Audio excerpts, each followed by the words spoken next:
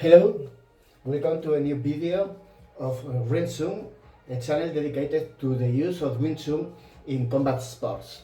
This video is in English because some people has asked me for it, and also the diffusion of Tsun is easiest in English. My English is not good, but I hope people will understand me. Okay, as I said before, I don't like to be recognized not because of the Windsor community, but because of general people. I don't want to be famous. That's why I use Max and have the high. Okay, let's go. I will try to be fast. This video will be a recap of many things that I have already told in Spanish, and are some tips of Tsun, as I said, intended for combat sports, not for street. Okay, well, everybody knows, I hope, traditional Tsun, Pun Sao, Strange Punch, or Chan Punch. What is a bonsai, what is a tansao, what is a kansao, the concept of center line. Okay, traditional Tsun. This is intended for people who already have a basis of traditional Tsun, mostly Sinun Tao and Chunky Basset Tsun, because beauties for most advanced people, they will do me. Okay, let's go fast. Traditionally, you see videos of people fighting or trying to fight in combat sport. Many of them go like in the Isman fields and start from here and try to do what it is called the universal solution in the lines of the auto, okay, loading lines. And universal solution, let's remember for it, for people who doesn't know, it is when the opponent advance. I'm here. If I want to be very traditional, I could be in the most normal position, and okay, I go to leg advanced. I go with a protective kick and a straight punch. Okay, not necessarily straight blast or straight punch. Typically the cuña, the wedge. Okay, in straight punch I have the elbow down in the fist vertical. In the edge wedge, I have the elbow more here and more protective. In Tsun, let's remember, traditionally you have you don't have like in boxing the shoulder protecting here, and you have here the hands up. Well, you have the shoulder back, the chin is not here, it is up, and you straight punch, protective. Okay, that has many problems. Has advantage because if people doesn't know it, it works pretty good, pretty well. Okay, but if you fight against some professional, even if he doesn't know previously your style, he quickly can see that you have the elbow here. It is easy to connect that kind of punch, crochet. Okay, you go and a crochet, and with the elbow down, it is pretty easy for the chin up. It is pretty easy to get the crochet and get cow. Okay, especially if you go very fast. Most brutal chaos in UFC or combat sports is when someone goes too fast. Okay, Well, if you really go with the wedge, you're a little bit not protected, but still you're pretty vulnerable. One easy way that I have tested in combat sports against people of boxing, K1, Muay Thai is pretty easy. You go slightly to the right. Why go to the right? Okay, if someone tries to punch you with a crochet, with a strength, he needs to have vertical fist, okay, elbows like this, and needs some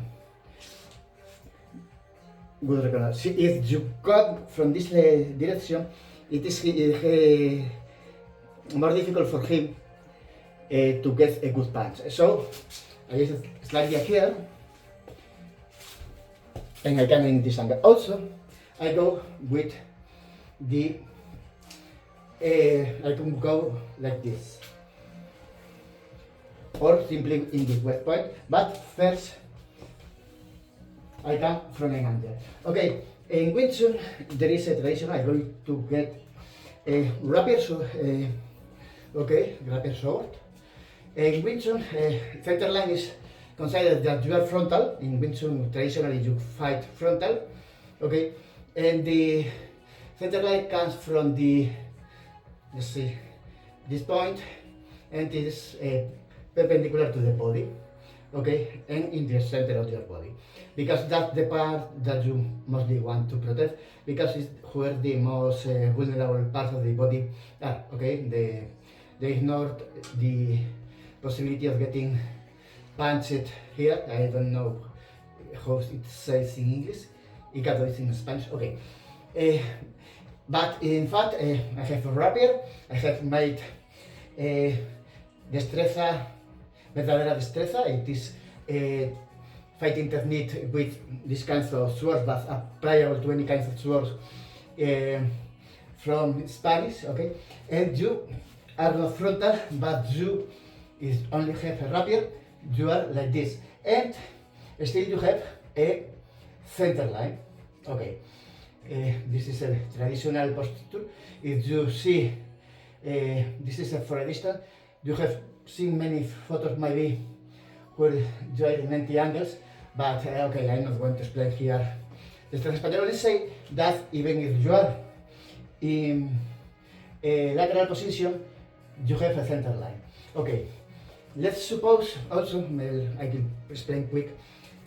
If I'm here, and this is my opponent, and he's also frontal from me, that is the easiest way to understand the center line. But if he keeps, okay, let's suppose that the opponent is frontal to me.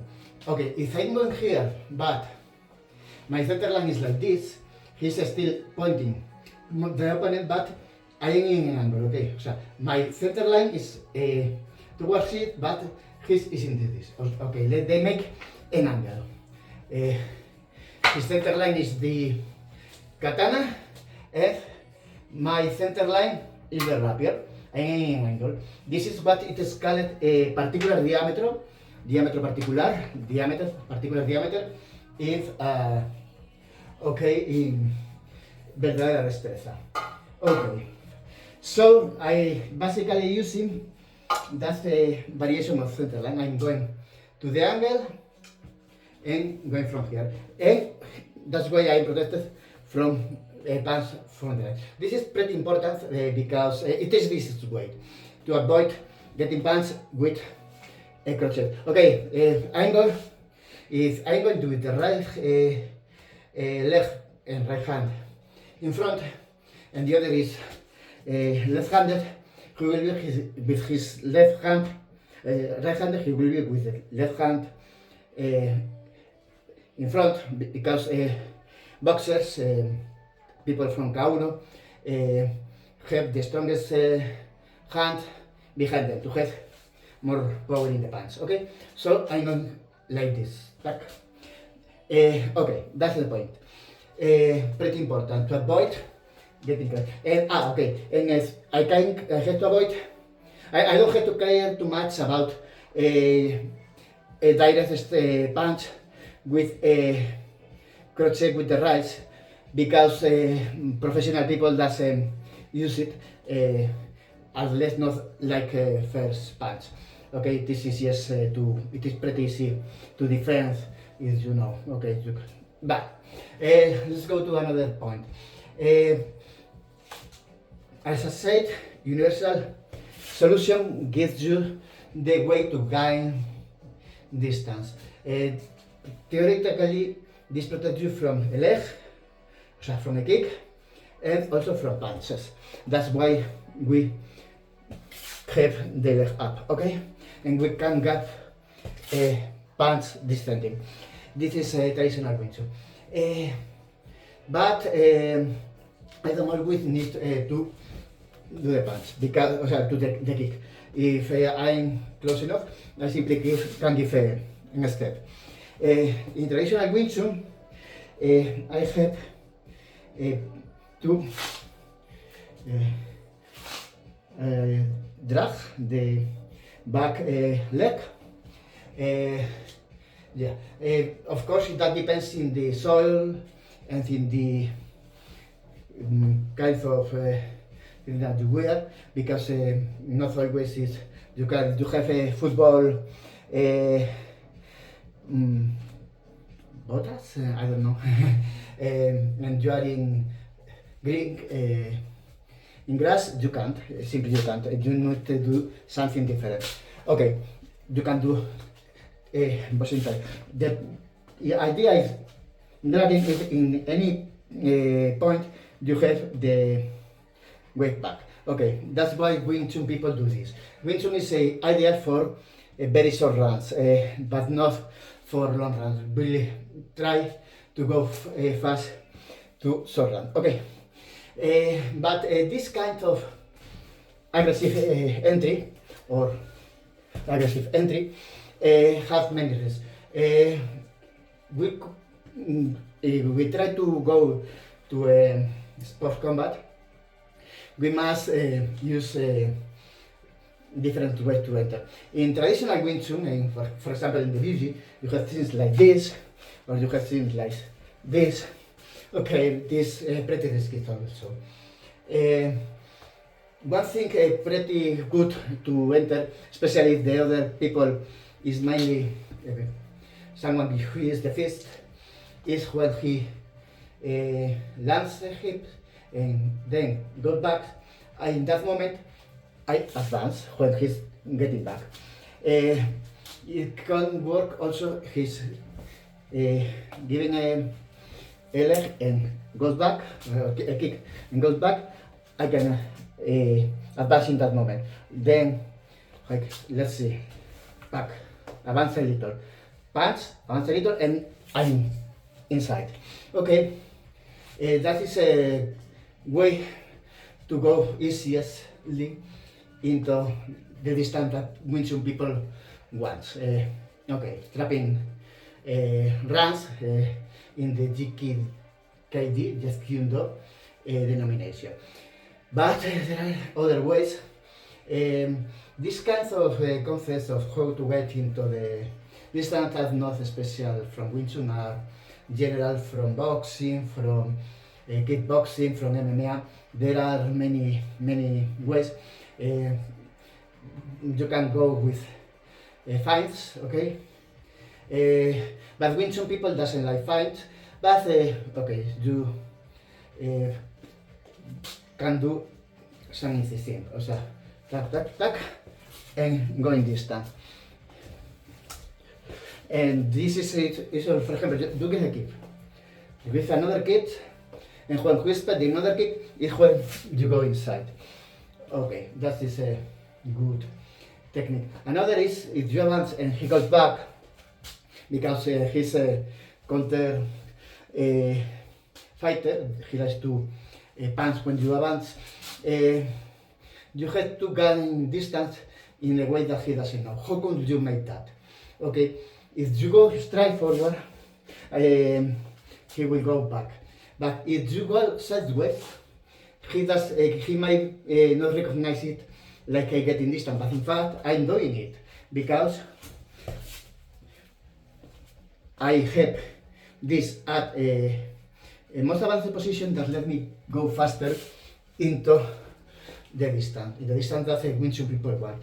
Always I am going with sign punches because it's the easiest way to understand Wing Chun, but I could go with another combination, okay. And here we have you can get contact with the arms of the opponent in many ways. The inverse wedge of Victor Gutierrez that is used by many federations now. This is similar to the business control of Muay Thai, and from here you have that kind of movements. Okay, that are a few ways to go into distance. I recommend to people to look my previous entry in the channel where I show more details about it, or any video of how to get into distance explained by people of combat sports, because it makes no sense to invent ways when they are already invented and proved by that kinds of people. Okay, getting in distance. Most aspects. Okay. Punches. Okay, in Wing Chun we have traditionally these kinds of punch, kicks, pardon, sorry. Hot, tank, jerk, and tank kick. Pardon, bunker, tank kick. Okay. Well, we have also frontal kick. And in traditional Wing Chun, because we want to keep the center line, we will have only these kicks. But in fact, we could make some modifications. For example, traditionally you punch with vertical feet, but you could, and it is also traditional, punch with this part and with the incline. It is a good way to punch into this part of the opponent, especially if he goes with the right hand in front of him, because maybe he's a left-handed boxer, Thai boxer, and we could try this. Typically in martial arts, K1, Muay Thai, MMA, they do this with a spin kick, and they go something like this. But it is easier to do it in front of it, but with this philosophy. Okay, as I said, we have these kicks that usually go standing to the knee or to the I don't know the word for this part in this moment. Okay, we try, at least in my organization,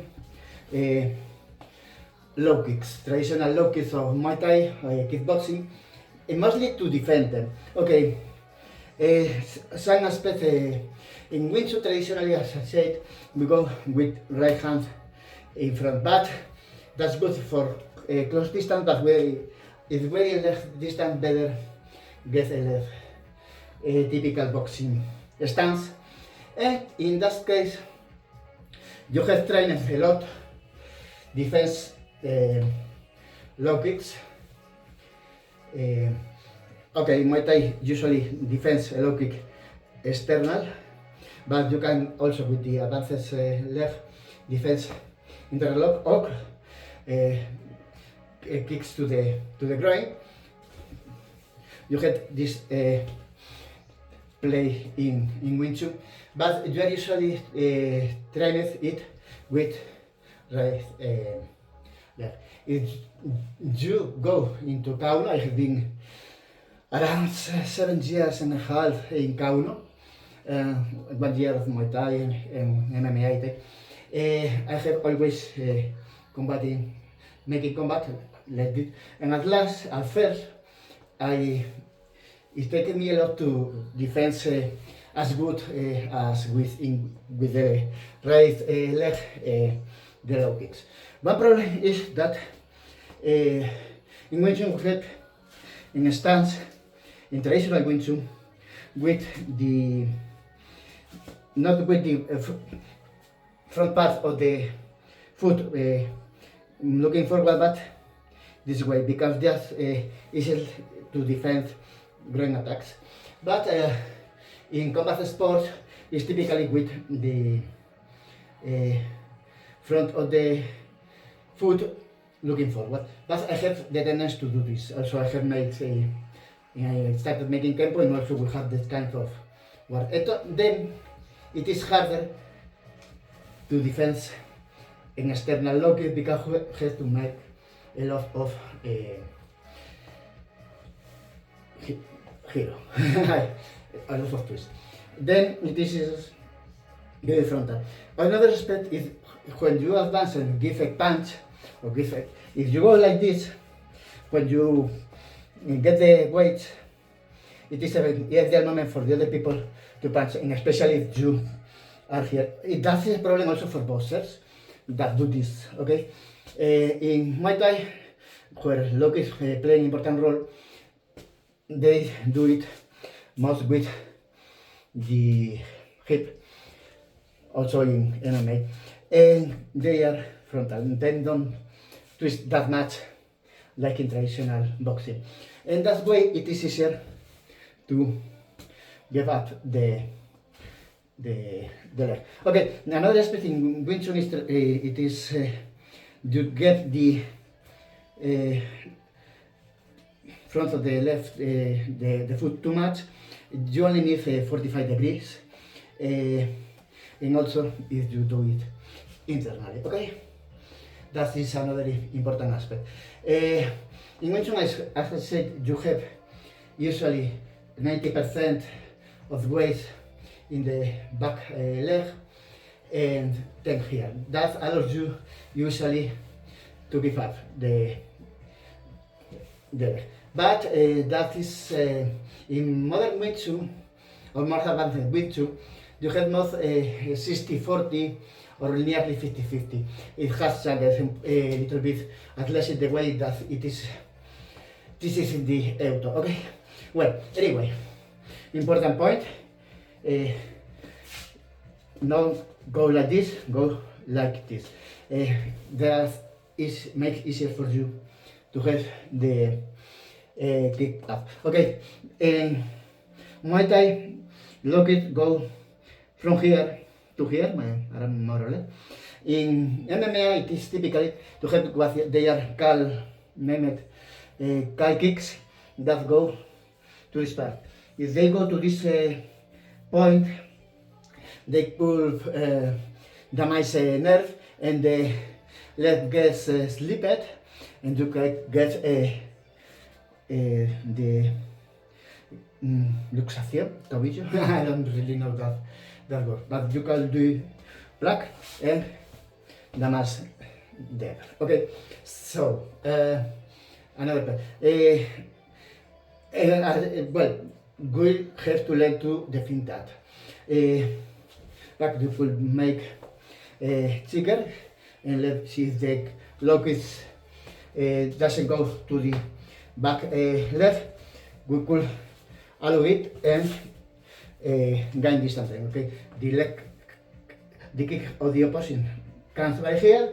We go like this, and we get the distance. This work. You can do it in actual sports. Okay, I have made it against Kauno people, against Muay Thai people. Not of them, but it can be done. That's another thing. Okay, traditionally also you can do is keep the contact and try to get into that.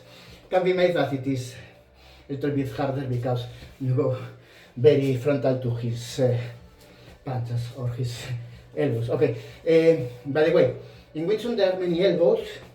I'm going let's suppose that we are in the distance, we left.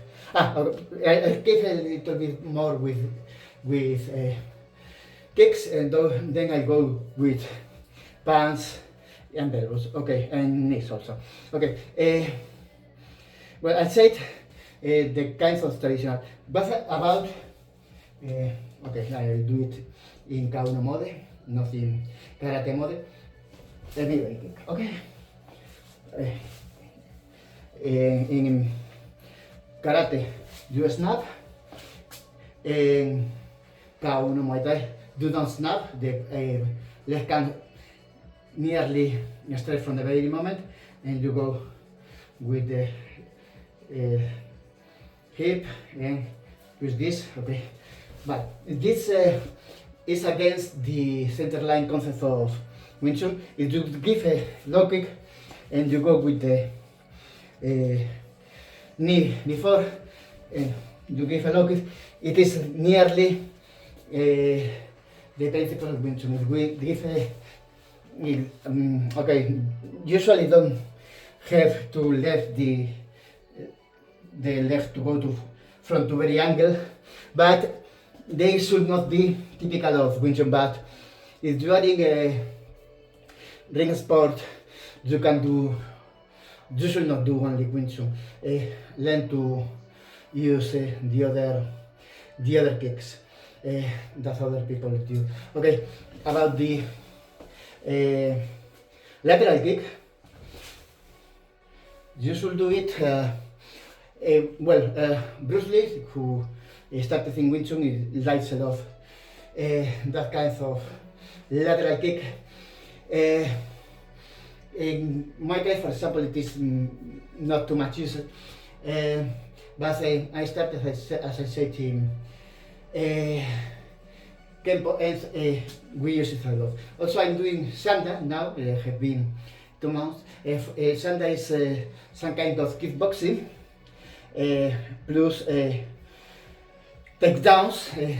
This specialist in that combination, and the kind of punches is not only traditional those punches. You can give with hammer punches,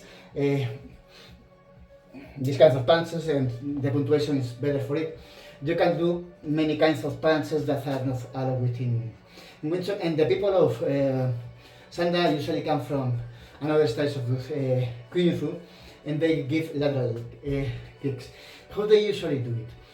Something that I already did in Kauno. I give a punch and go here. I got in a very lateral position, and in that moment, when I landed the foot, the other people came here, and that's when I gave the lateral kick. If you are in Muay Thai, they could kick you in the back, but in Kauno, for example, no. The exact tactic that you use in a combat sport depends on the rules of the combat sport. I'm going mainly here in striking aspect of martial arts, not in grappling, ground fighting.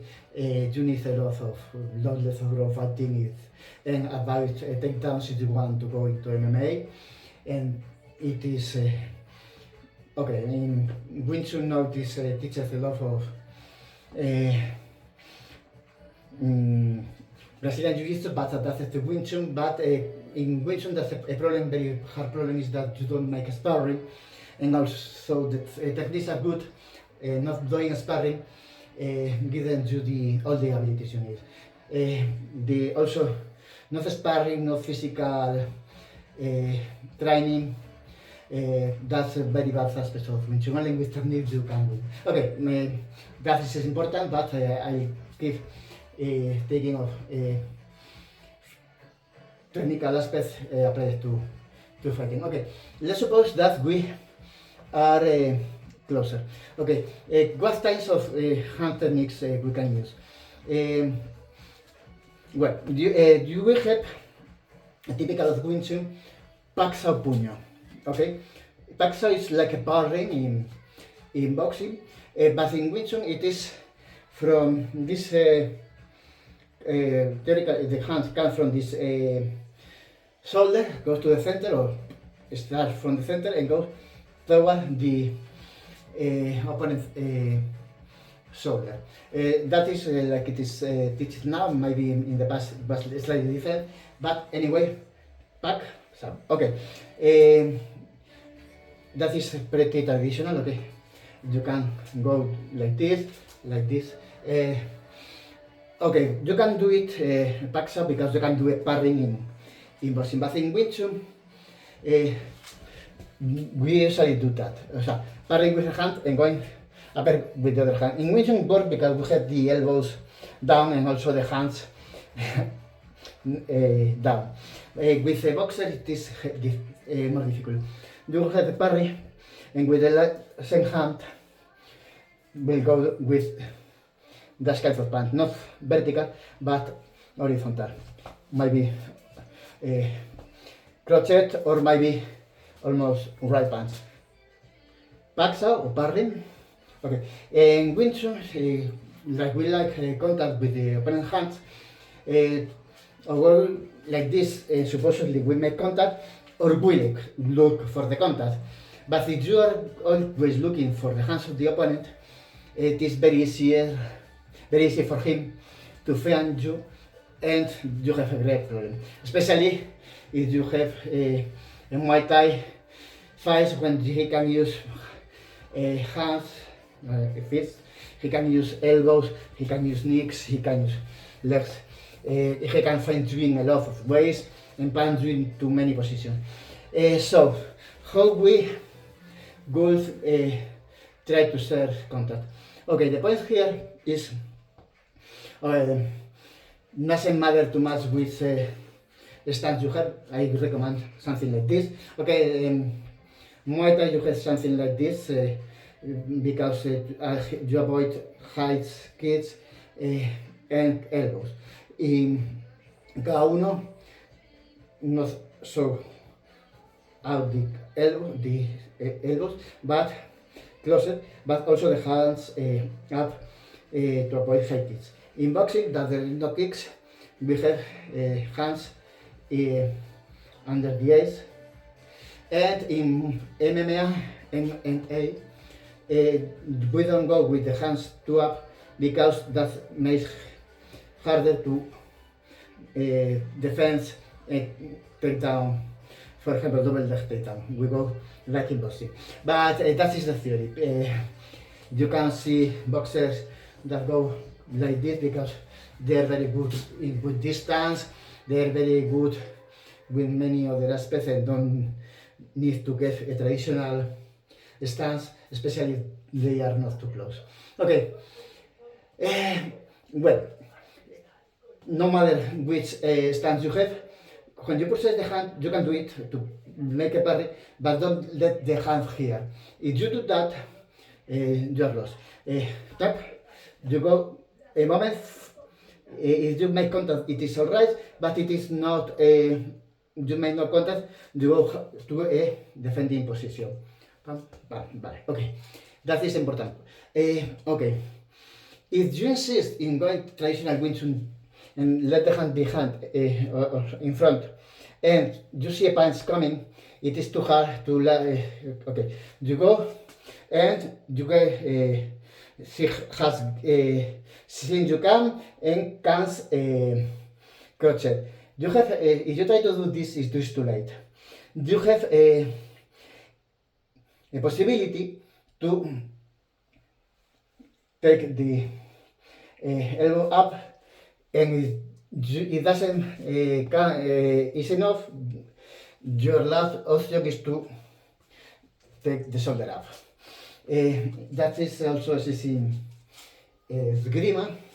If someone has to go behind your the point of the sword, you can do this because he can chant you will be doing this and it never works. It has gone here, you first take this up and then you have the protection. Okay, that's work with a rapier because your hand is pretty well protected with this part of the sword.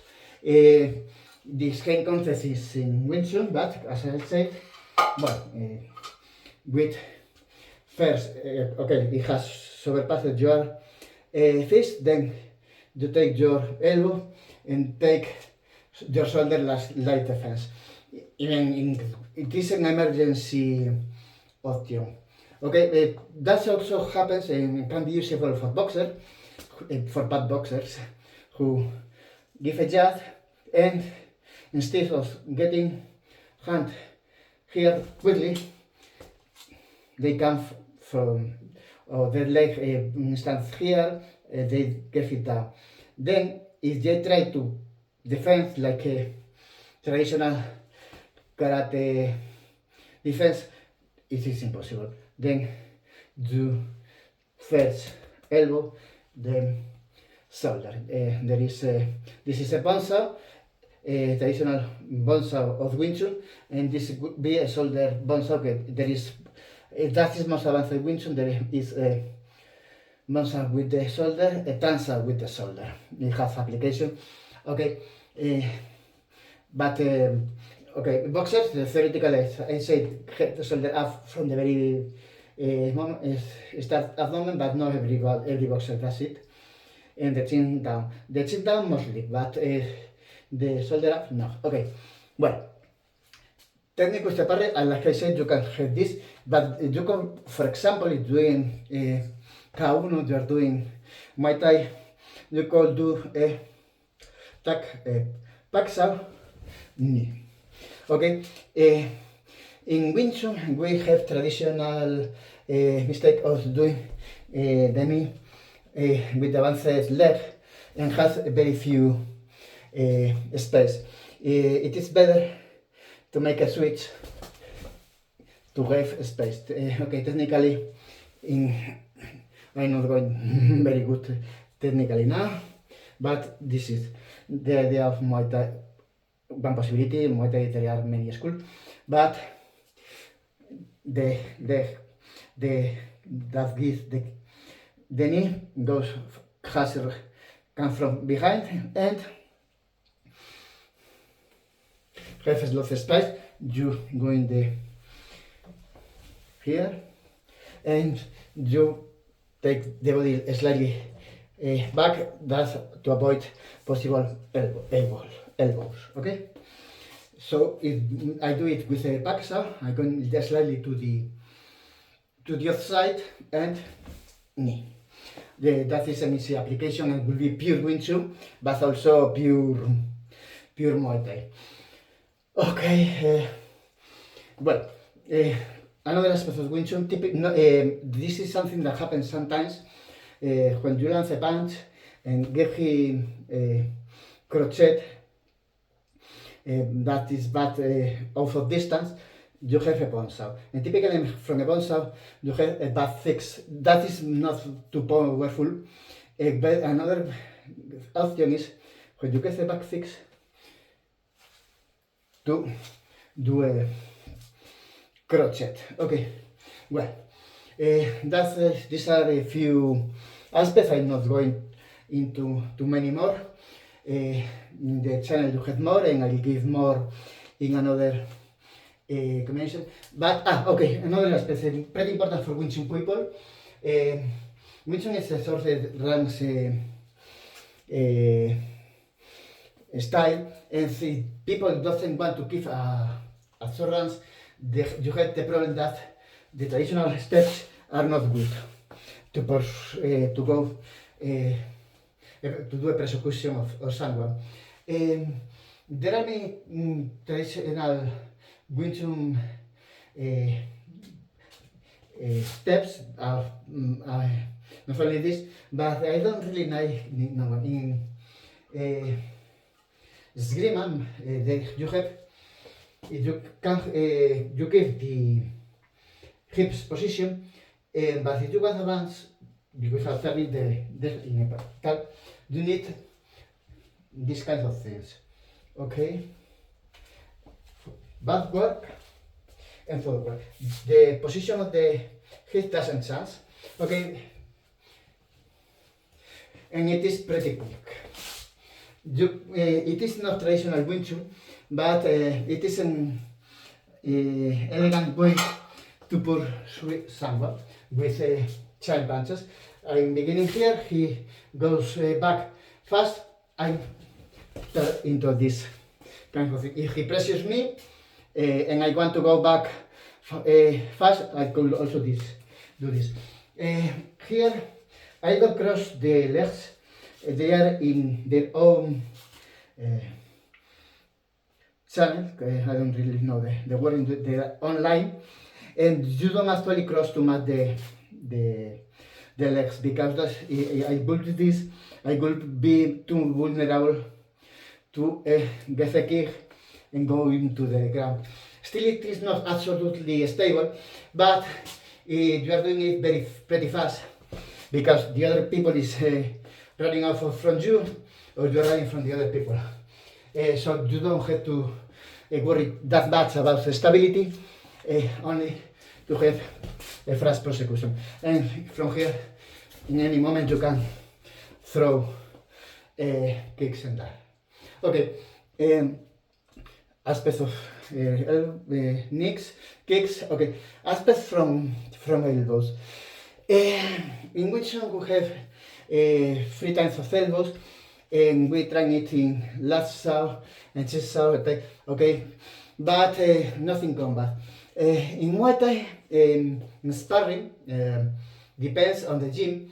You can do elbows, but most gyms don't do elbows, neither in sparring, because they are too dangerous. You could do it with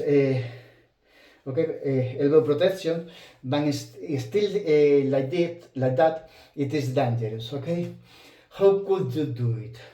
Okay, one aspect. One moment.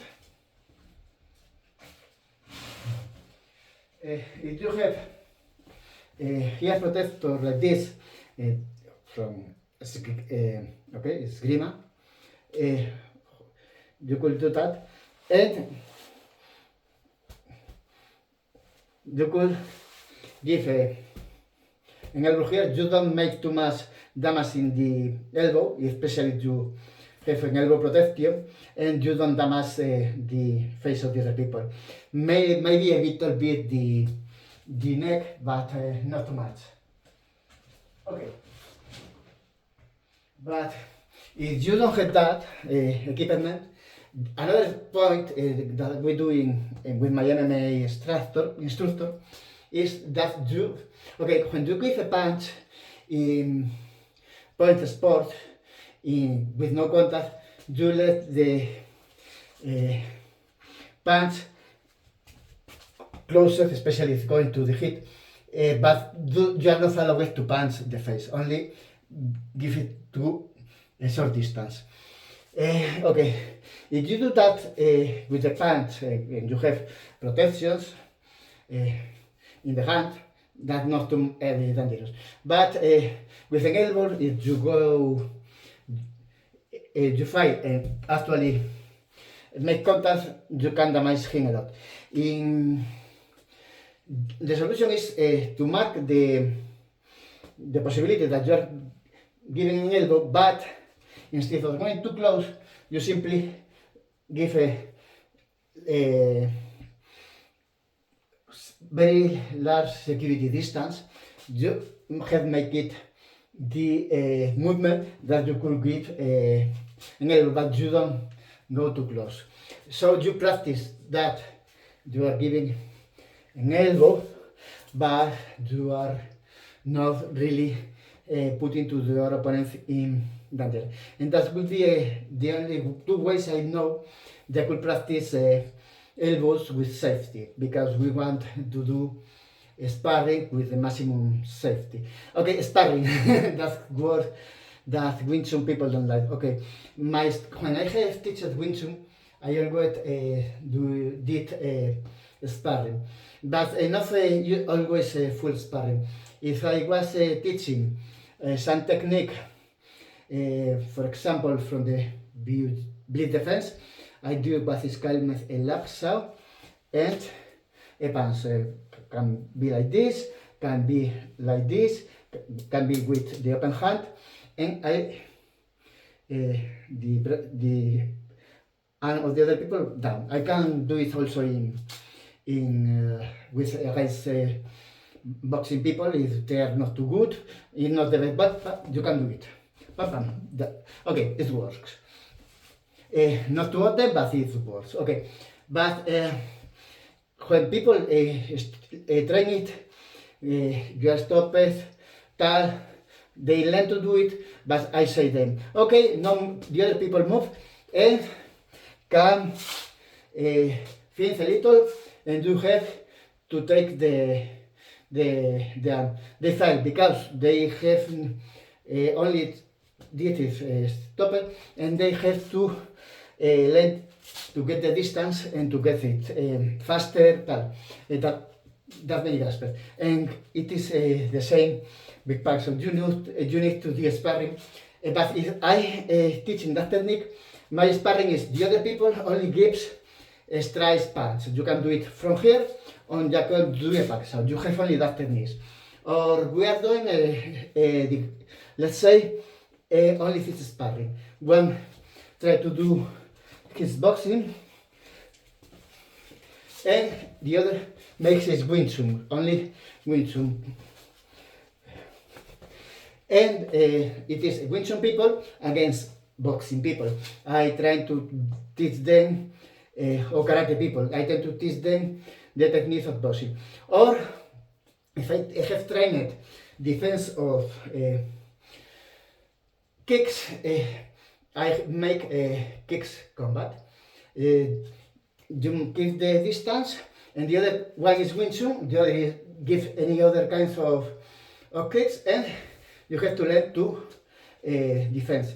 I have explained how to defend low kicks, but in traditional Wing Tsun in the auto, we also have techniques for other types of kicks. So we only train kicks, defense. One is an attacker mainly, and Wing Tsun people is a defender. If I train ground fighting, a technical ground fighting, I do ground fighting. If I have teacher take down defense, one is judo, jiu-jitsu, Brazilian jiu-jitsu, whatever, luta libre fighter. I also teach the techniques of how to make takedowns. Oh, what? Make it in hard, so it's hard. Okay, or whatever, or judo techniques. So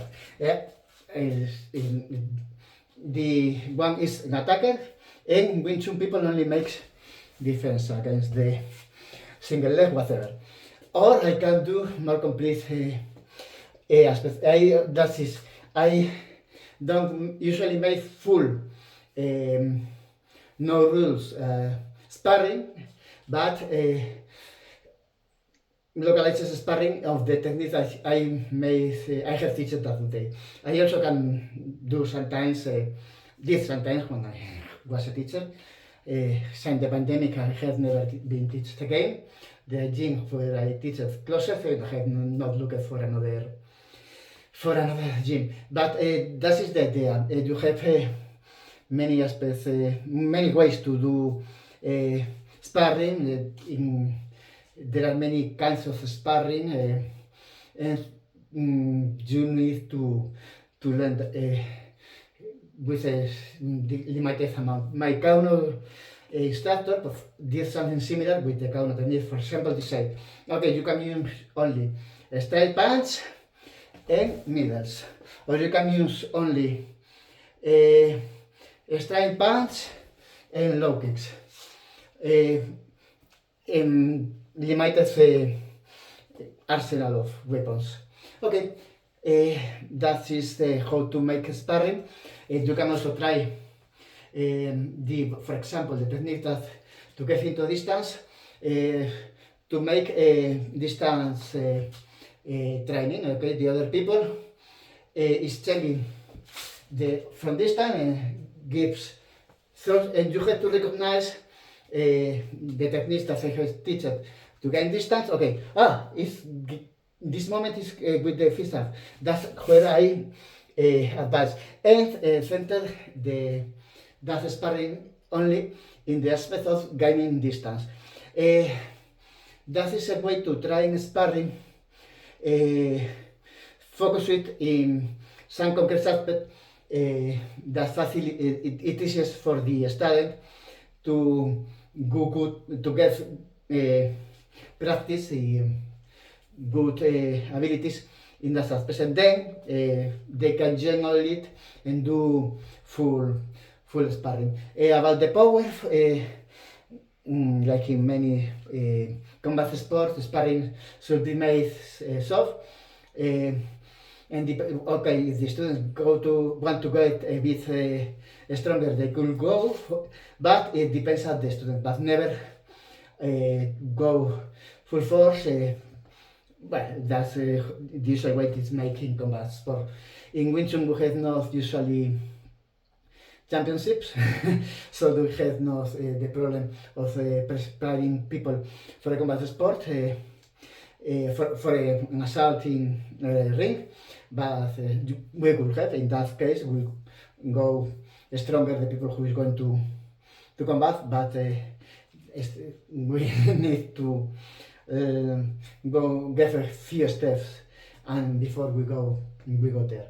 I take it here as if I could be only Wing Chun people. I had the graduation to be Wing Chun instructor. I have teaches Wing Chun, but I have said that I have 7 years of Kauno. I think I could be a Kauno instructor. Have green belt in judo, in jiu-jitsu. The thing is that I never made only Wing Chun. I have always combined Wing Chun first with traditional martial arts, Kempo, Judo, traditional Jiu-Jitsu, and later with combat sport, K1, and later more time, and later Muay Thai, MMA, Brazilian Jiu-Jitsu. Something like that is what I'm doing now. And also, as you can guess, I made behind traditional eskrima from Wing Chun, because in Wing Chun in the air we do La Tosa eskrima. It is Okali. It is a Filipino martial arts. Okay, I made HEMA, historically European martial arts. I've made rapier and dagger, longsword. Rapier and longsword are the most usual weapons in HEMA, but I also made saber,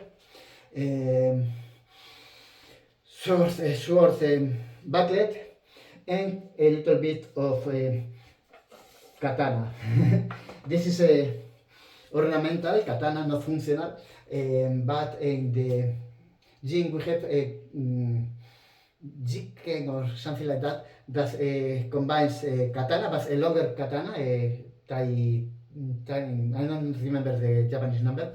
This is a katana ornamental. The katanas usually was not used in combat, in war, but were used to, when the fight has finished, to cut the opponent's hit and go to the shogun or your local chief and get money for the hit of the opponent. That is a samurai costume. And also a point of good of katanas in a closer scenario is that okay, you can use a katana in a small room. If you try to do that with a rapier or with a longsword, you quickly touch the walls. Okay, in that aspect, the traditional Wing Chun mariposa, butterfly knees, butterfly dives are good to fight in closed space, and it does get good with the Green philosophy. But okay, weapons fights is another history. Well, this is a relatively fast recap of what I have already told in different videos in Spanish. Hope this is given an idea for the people who don't speak Spanish and have not seen the other videos. And well, hope that everything is right. And I'll see you in another Win2 video.